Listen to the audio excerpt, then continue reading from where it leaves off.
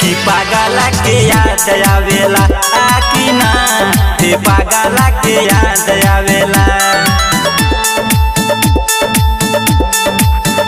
सुगा उड़ी उड़ी जान घरे जई हो हमरा पगली से पूछू के बतई कि पागला के याद आवेला कि ना हे पागला के याद आवेला कि ना हे पागला के याद आवेला कि ना हे पागला के याद आवेला। ए सुगा उड़ी उड़ी जान घरे जई हो हमरा पगली से पूछू के बतई कि पागला के याद आवेला कि ना हे पागला के याद आवेला। पागला के याद आवेला याद आवेला।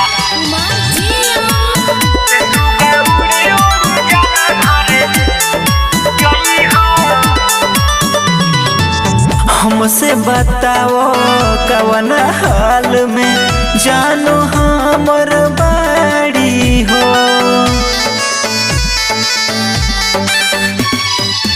हमसे बताओ कवन हाल में जानो हमर बाड़ी हो।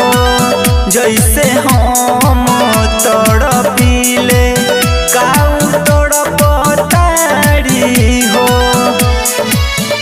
हमरा सोची सोची आवता रोवाई दिल के बतिया हम कैसे बताई कि पगली के याद आवेला कि ना हे पागला के याद आवेला कि ना हे पागला के याद आवेला कि ना हे पागला के याद आवेला। ए सुगा उड़ी उड़ी जाना घरे जई हो हमरा पगली से पूछू के बतई कि पागला के याद आवेला कि ना हे पागला के याद आवेला।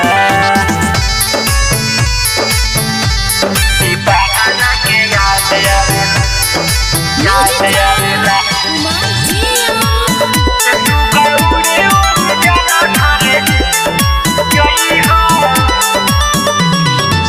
भोला भोजपुरी के बना ली है अपना सूर्य के अंदर देखेले सपना।